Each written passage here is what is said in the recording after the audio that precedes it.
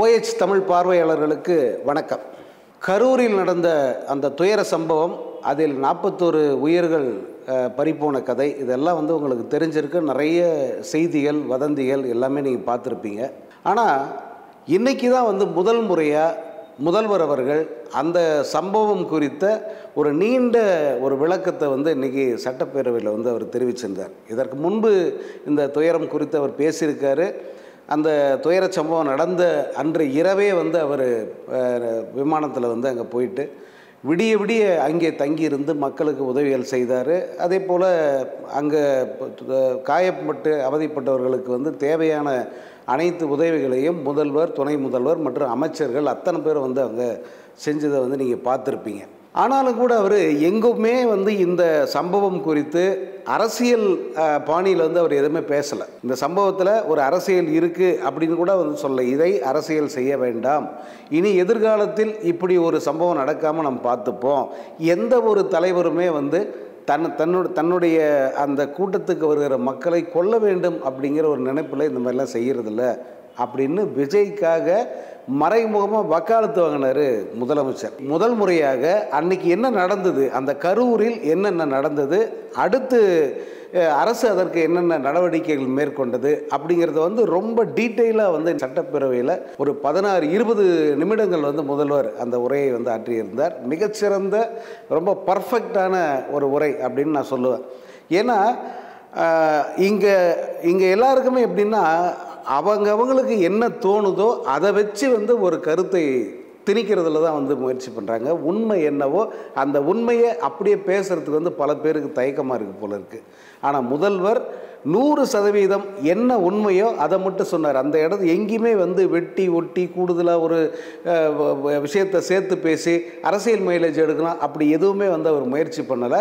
கரூரில், நாமக்கல்லில் அந்த தாவேக தலைவர் எத்தனை மணிக்கு பேசினார், நாமக்கல்லில் இருந்து பேசிவிட்டு இங்கே கரூருக்கு வந்த நேரம் என்ன, அங்கு அவர் ஏற்கனவே வருவதாக சொன்ன நேரம் என்ன, எத்தனை மணி நேரம் அவர் தாமதமாக வந்தார், இந்த தாமதமாக வந்த 7 மணி நேரத்துக்கு மேலாக மக்கள் அங்கே காத்திருக்க நேர்ந்ததனுடைய விளைவு என்ன, எப்படியெல்லாம் அவங்க அவஸ்தைப்பட்டிருக்காங்க, அங்கு முறையான ஏற்பாடுகளை அந்த கட்சி செய்யாமல் விட்டது, அதனால் ஏற்பட்ட கூட்ட நெரிசல், அந்த தாவேகா தலைவர் நாமக்கல்லில் இருந்து பரப்புரை வாகனத்தை ஓட்டிக்கிட்டு வர்றாரு, பின்னால் ஆயிரக்கணக்கான மக்களை அணிதிரட்டி கொண்டு அவர் இந்த கரூர் பரப்புரை கூட்டத்துக்கு வந்தது, இதையெல்லாம் எந்த விதமான ஒப்பனையுமின்றி என்ன நடந்ததோ அதை அப்படியே முதல்வர் சட்டசபையில் பதிவு செஞ்சிருக்கார்.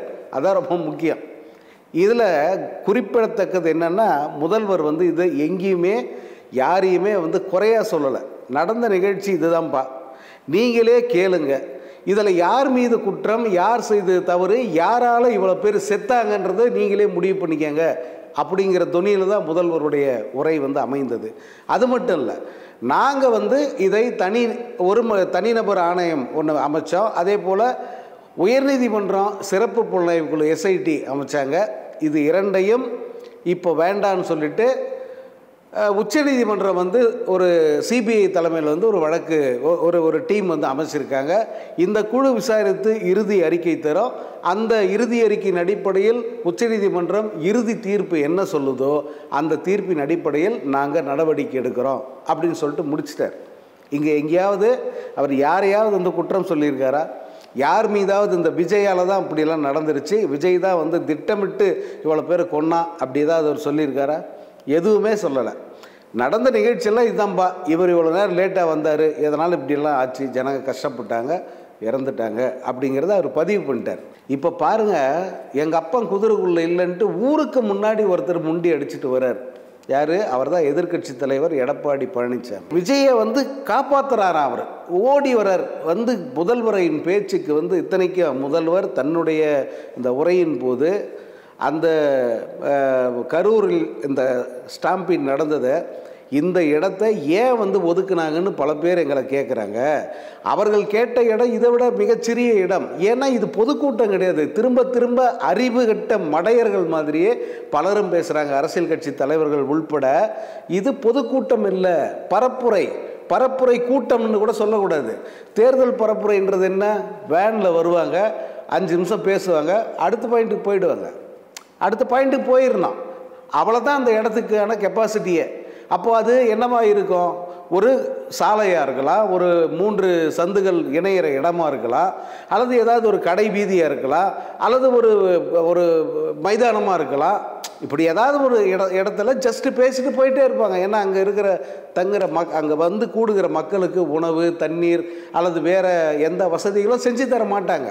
ஏன்னா இது பரப்புரை கூட்டம் தான், எலெக்ஷன் கேம்பெயின். இது வருவாங்க, பேசுவாங்க, போயிடுவாங்க. அப்படி தரப்படுகிற அந்த இடம் வந்து எப்படி இருக்கும்?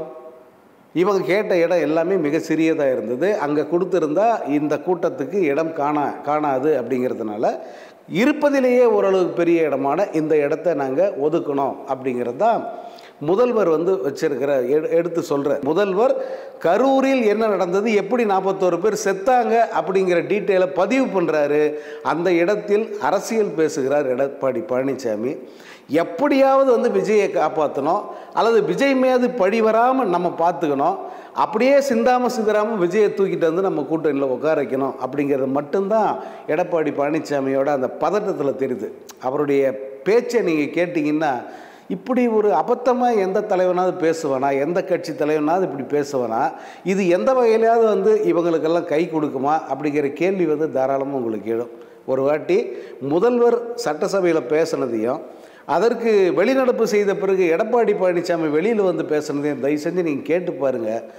முதல்வர் அப்படிங்கிறவர் எப்படி பக்குவமான ஒரு தலைவராக நிற்கிறார், ஒரு மக்கள் தலைவராக தெரிகிறாரு, இவர் எந்த அளவுக்கு சந்தர்ப்பவாதியாக தெரிகிறார் அப்படிங்கிறத புரிஞ்சிக்க முடியும் உங்களால். ஸோ இந்த கரூர் சம்பவத்தில், அந்த துயர சம்பவத்தில் எப்படியாவது அரசியல் ஆதாயம் தேடணும் அப்படின்ற முயற்சியில் தீவிரமாக இருக்கிறது யாருன்னா எடப்பாடி பழனிசாமி, பாரதிய ஜனதா கட்சி, அவர்களுடைய அந்த சங்கி கூட்டம், இவங்கெல்லாம் வந்து அதில் ஒரு தெளிவாக இருக்காங்க. எப்படியோ ஒன்று பாலை வந்து நகர்த்தி முதல்வரே வந்து அவங்க பக்கம் தள்ளி விட்ட மாதிரி ஒரு அந்த மாதிரி ஒரு தோற்றமும் வந்துருச்சு.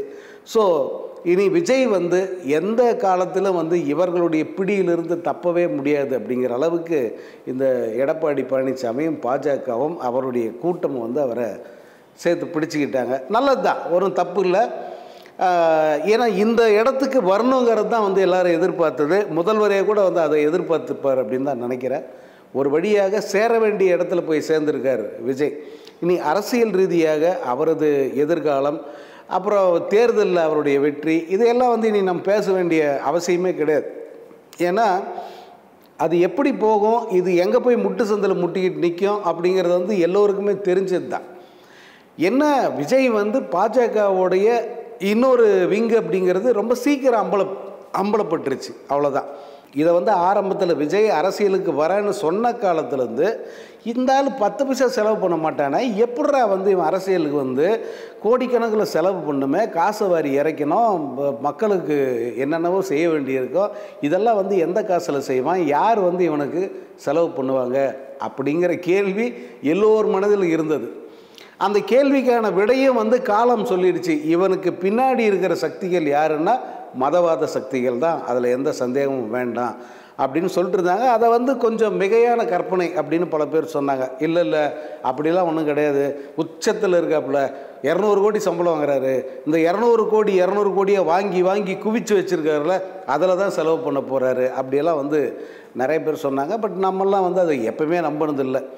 விஜய் ஒரு நாளும் கை காசை செலவு பண்ண மாட்டான் அப்படிங்கிறதுல வந்து நம்ம தெளிவாக ஆரம்பத்திலும் சொல்லிக்கிட்டு இருக்கோம். இப்போது பூனைக்குட்டி வெளியே வந்துருச்சு. இந்த விஜய்க்கு செலவு செய்வது யார்? ஆரம்பத்திலேருந்தே இது ஒரு பெரிய கேள்வி. ஒரு இப்தார் விருந்து நடத்தினாப்புல, அதில் அந்த இப்தார் விருந்துக்கு சில லட்சங்கள் செலவாகியிருக்கும். அந்த சில லட்சங்களை கூட விஜய் தன்னுடைய கையிலிருந்து தரவில்லை. வேறு யாரோ ஒருவர், அவங்க பேரை சொல்ல மாட்டேன்ட்டாங்க, டெல்லியிலிருந்து அந்த பணம் வந்ததாக அந்த இமாம், இந்த இப்தார் விருந்தை நடத்தினார அந்த முஸ்லீம் பெரியவர், அவர் வந்து தெரிவிச்சிருந்தார். அப்படின்னாப்போ அது டெல்லியிலேருந்து வருது, எதுக்கு இப்தார் விருந்துக்கே. அதுதான் விஜயினுடைய பின்புலம் அப்படிங்கிறது அப்போவே அம்பலமாயிடுச்சு. அது வெளியே பட்டவர்த்தனமாக தெரியணும் அப்படிங்கிறதுக்காக வந்து முதல்வர் மற்றும் ஜனநாயக சக்திகள் எல்லாம் காத்துக்கிட்டு இருந்தாங்க. அது இப்படி கரூர் துயர சம்பவத்தின் மூலமாக வெளியில் வரும் அப்படிங்கிறது யாரும் எதிர்பாராதது. ஆனால் சரியான நேரத்தில் வந்து எக்ஸ்போஸ் ஆகியிருக்கார் விஜய் அப்படிங்கிறது தான் வந்து முக்கியமானது. இதில் விஜய் வந்து எக்ஸ்போஸ் ஆகியிருக்காப்புல. உண்மையில் இவர் யார், இவருக்கு பின்னணி என்ன, எதுக்காக அரசியலுக்கு வர்றாரு, இவரை இயக்குவது யார், இவருக்கு செலவழிப்பது யார், இந்த உண்மைகள் எல்லாமே வந்து கரூர் துயர சம்பவத்தின் வழியாக வெளியே வந்திருக்கு. இப்போது அந்த சிபிஐ அப்படிங்கிற ஒரு விஷயத்தை வச்சுக்கிட்டு விஜய் வந்து அவங்க கையில் மாட்டிக்கிட்டார் அப்படிங்கிற மாதிரி பல பேர் சொல்கிறாங்க. நான் அதை அப்படி பார்க்கல. சிபிஐ இதெல்லாம் வந்து அவங்க கேட்ட மாதிரி கிடச்சிருச்சுன்னே கூட வச்சுக்கலாம். விஜய் அதை கேட்கலன்னா கூட உள்ளுக்குள்ளே அவங்க எதிர்பார்த்தது என்ன, சிபிஐ விசாரணை வேணும் தானே, எல்லாம் அவங்க கேட்ட மாதிரி கிடச்சிருச்சு. அவர்கள் பாதுகாப்பான கரங்களில் வந்து விஜய் போய் சேர்ந்துட்டு தான் அவர் ஃபீல் பண்ணுறார். நல்லது தான். ஆனால் இந்த தமிழ்நாட்டு மண்ணுக்கு காவிகள், சங்கிகள், இந்த பாஜக கூட்டம் இது ஒரு நாளும் தமிழ்நாட்டு மண்ணுக்கு நல்லதல்ல, இந்த நாட்டின் இந்த மண்ணின் நலனுக்கானதல்ல அப்படிங்கிறது வந்து தமிழ்நாட்டு மக்கள் அத்தனை பேர் தெரிஞ்சு வச்சிருக்கிற விஷயம். ஸோ அப்படி ஒரு கும்பலோடு வந்து இவர் போய் ஐக்கியமாயிட்டார் அப்படின்னும் போதே தமிழ்நாட்டு மக்களுக்கு விரோதமான, தமிழ்நாட்டு மக்களுக்கு தேவையில்லாத ஒரு அணி தான் இந்த விஜய் அப்படிங்கிறது முழுக்க வந்து நிரூபணமாகியிருக்கு. அந்த வகையில் வந்து மிகப்பெரிய துயரத்திலும் ஒரு மக்களுக்கு தேவையான ஒரு வெளிச்சம் கிடைச்சதா நான் வந்து அதை பார்க்குறேன். விஜய் வந்து காலப்போக்கில், அதாவது தானாகவே வந்து எக்ஸ்போஸ் ஆயிட்டாரு, இனி காலப்போக்கில் தானாகவே காணாமல் போவார் அப்படிங்கிறது உறுதி. இந்த வீடியோ உங்களுக்கு பிடிச்சிருந்தா லைக் பண்ணுங்க, ஷேர் பண்ணுங்க, கமெண்ட் பண்ணுங்க. மறக்காம OH தமிழ் சேனலுக்கு சப்ஸ்கிரைப் பண்ணுங்க.